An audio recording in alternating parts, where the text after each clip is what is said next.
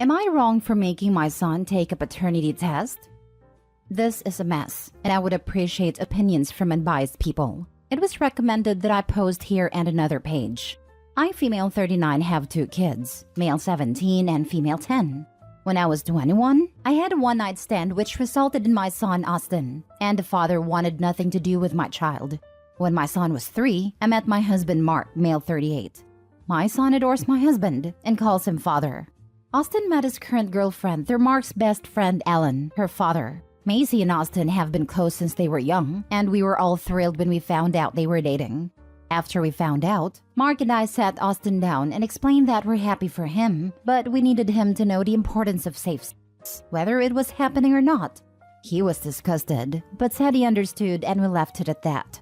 For context, my son is what others describe as shy and soft-spoken. He's really sensitive and takes harsh comments/actions to heart. We thought everything was fine with him until he came home crying. He eventually told us Macy had cheated on him. I was angry and urged my son to leave, but my husband calmed us both and asked to speak with Austin privately. Essentially, he asked Austin what he wanted to do and if he wanted us to stop seeing Macy and her father. Austin said he didn't want that and wanted to work things out with Macy. I was upset but didn't say anything, and ever since that happened, I've hated seeing her around. All I think about when I see her is my son distressed and crying his eyes out. I act cordial around her, but I don't like her. Around February, Austin came home looking rather upset again, so I sat down with him and asked what's going on. I wasn't expecting to hear him say what he said to me. Macy's pregnant. I was furious. I told him I expected better from him. I also said that before anything happened, he needed to do a paternity test. He was angry that I suggested she cheated again, but I didn't like how she was suddenly pregnant. When Mark came home from work, I filled him in and he was equally upset. We all sat down and discussed it. Austin explained that I demanded a paternity test was done, and Mark wasn't happy to hear that. I explained that she's cheated before. She could have cheated again. That led to a huge argument before we all calmed down. I asked if her parents knew. Apparently not. He said she agreed to tell them tonight. And sure enough, about an hour later, Mark gets an angry call from Alan demanding that my son marries his daughter. And if Austin refuses, he demands that he pay child support and stay out of the kid's life. Of course, we were all angry and exhausted. So I said that nothing was happening until a paternity test was done, and I wasn't taking the word of a cheating little girl. He blew up at us, and it was radio silence after the call. Macy was then told she can no longer see Austin, and he took it out on me. A few weeks ago, Alan contacted us and agreed to do a paternity test. I asked why the sudden change, but he ignored me. He said he set up the appointment for May 5th. Austin went with Mark. He said he didn't want to be around me. It stung, and I won't lie, it made me cry when he said that. Results finally came in a few nights ago, and he isn't the father. He was shattered. But instead of apologizing, he screamed that this was my fault, and he would have never known. He hasn't said much to me since. Maybe I was wrong for making him do a paternity test, but I was only looking out for my son. Was I wrong for making him take a paternity test? You're not wrong. The girl was a known cheater. Your son was an easy mark. He is young, sensitive, and hurt.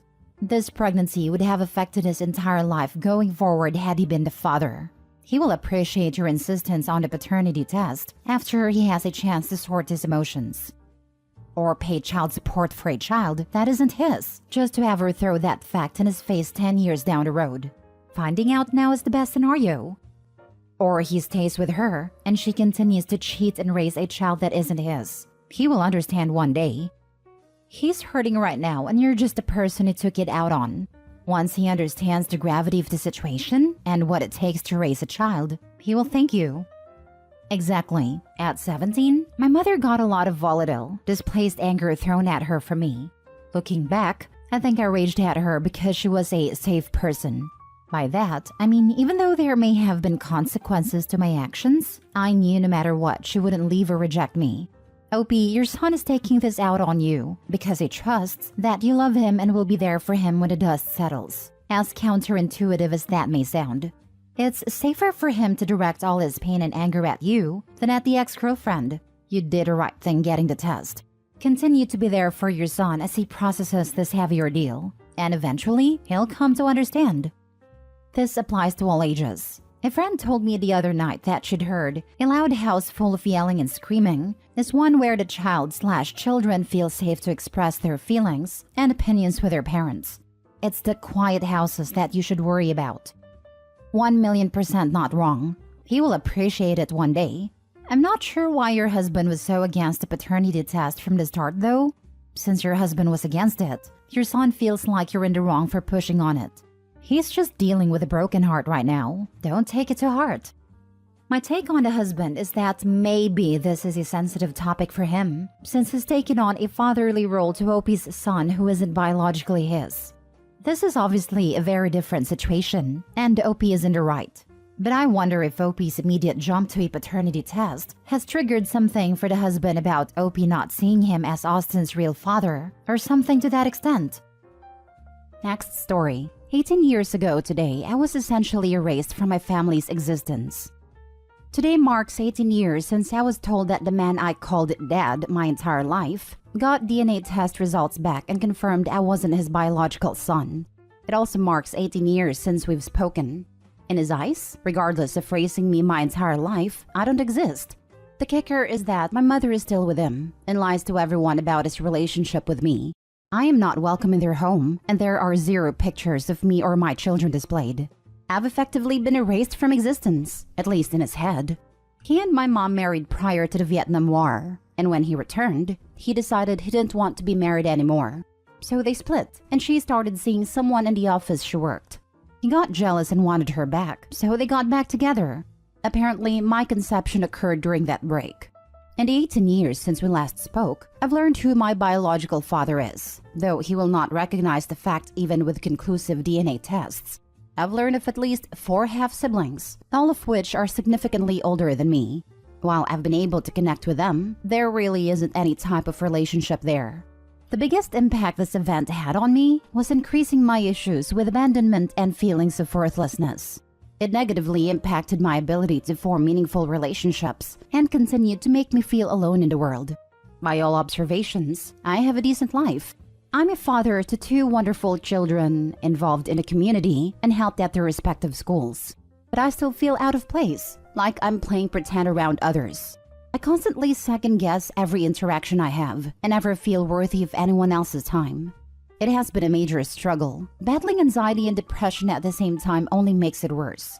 Isolation of working from home plays into it, but I am happy in my current company. Only a select few people in my real life actually know any of this, and I feel like I'd be even more of an outcast if I told others. I just put on a smile when I'm in public and pretend like there isn't a huge hole in me. I don't even expect anyone to even read this whole bumbling spewing of word salad, but at least I've told the universe. If you are still reading this, I just want to say thank you for taking the time. I see you. I hear you. It sucks when someone else's problems become ours. Mostly the situation sounds like a him problem, not a you problem.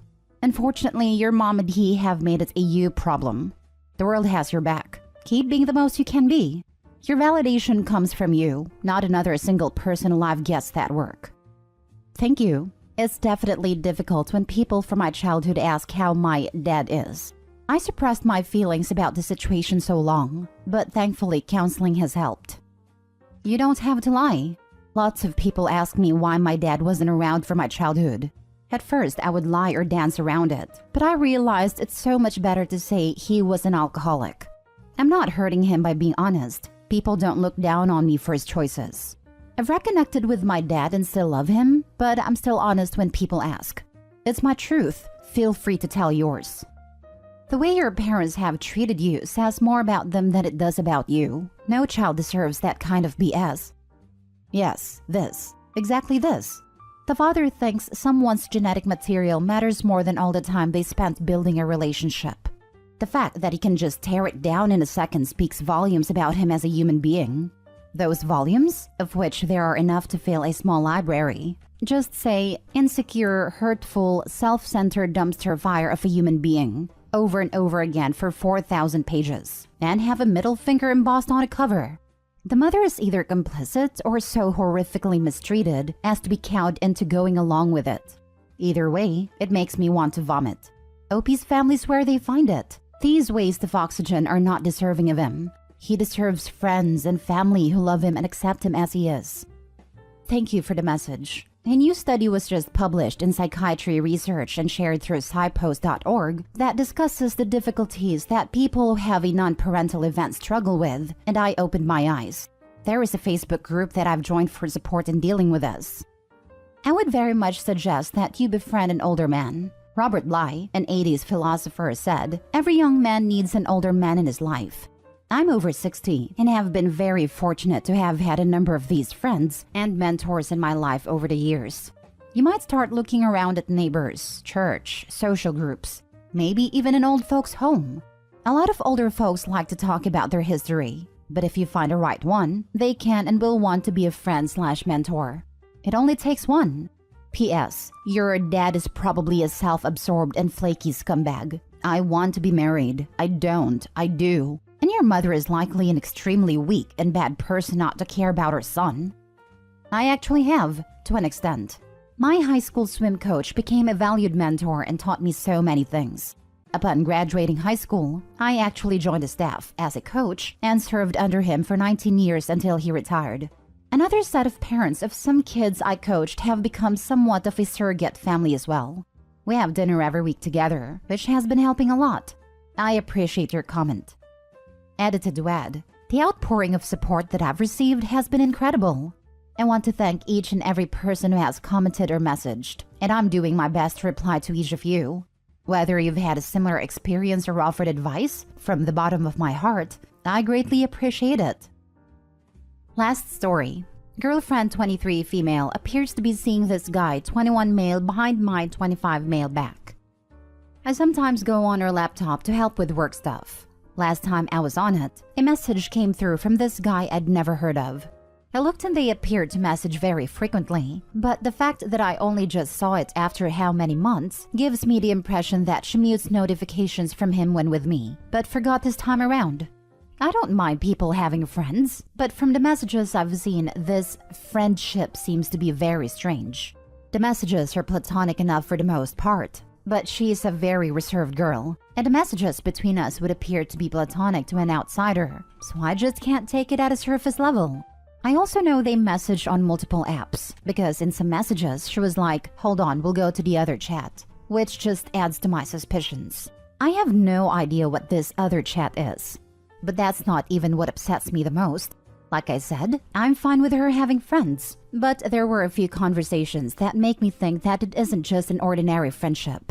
I don't want to analyze too much of the convos in this post because it'll get too long, but a good summary would be that they seemed to confess to liking each other when they were out somewhere. And a convo the next day was basically her saying that she likes him, but doesn't know what to do, and at least for now, she's with me. Her exact words. Initially, I thought, okay, fair. A boundary was crossed and she set the record straight. However, prior to that convo, they seemed to hang out as part of a work group. But following that convo, they started hanging out alone, just the two of them. Messages are one thing, and I can just read them and come to a conclusion. But what on earth happens when they're out together? And why the hell would she hang out with a guy who she knows likes her if there wasn't some hidden motive? Oh, and there is something else. She usually stays at mine every weekend, but she doesn't tell him that. She tells him that she's hanging out with a family or going to a friend's, which makes me think she's been hiding me from him too in recent weeks. I don't know why she would do that, especially since she told him she's with me, but that was 3 months ago. I haven't told her anything because there are so many gaps and I don't want any plausible deniability. I need to see this other chat, but she is extremely private, so there is no precedent to look at her phone. I think I'm going to ask who he is and mention that I saw a message come from him and see what she says. If I get the impression that she's being dishonest, I'll tell her what I saw and go from there. I don't want to come to any conclusions before at least speaking to her, so I want to get it right. How should I go about this? Shall I wait for more proof or bring it up to her now? Now for the top advice before the mini update. Just end it. You don't need this nonsense in your life. Agreed. OP, you don't need this mess in your life. If this is how she behaves when she's your girlfriend, then what is your recourse would be if she starts doing the same if she were to be your fiancé or your wife? Please be glad that she showed you her true colors now, instead of 10 years from now. I'm going to sound like such an old prick, but you're so young. Is this really something you want to fight for? I'm an old prick too, and while I might have mooned over a girl when I was in my 20s, at my age, I have realized that this kind of bollocks is just too draining. Let her go, OP, and find someone who isn't playing two blokes off against each other. Cut your losses now and put it down to experience. In her head, she's already getting her legs blown off by him. You're just a safe bet. I guarantee it won't be too long before she really does succumb to his charms and ends up doing the dirty and bringing home something that'll have you taking antibiotics or antivirals for God knows how long. Don't do it yourself. I just have to ask, say she is biding her time while she chooses between you, and in the story you laid out, the best case scenario is she chooses you. Now what? Now you have a girlfriend who makes you insecure, who is wishy-washy, who is not fiercely loyal. You may care about her after a year, but consider this a bullet dodged. You would never want to marry somebody like this. You guys have only been dating for a year. Your relationship should still be fun, exciting, and new. If she's already bored and looking elsewhere, why would you want to spend any more years with her? Update. This probably warrants an update post, but I can't be bothered at the moment, and we'll just sum it up here. I reached out to the guy and he seems nice, but I can't tell if he's lying and I don't really care at this point. He said their relationship has been platonic, but she does act inappropriately sometimes when they're together, but he brushes her off. He said that he did like her, but sees her as a lost cause who doesn't know what she wants, so has been trying to distance himself. He also said she's the one who reaches out to him and asks to go out, but I've seen multiple of instances of the opposite, so I don't trust what he says. I think he's trying to cover his back. Either way,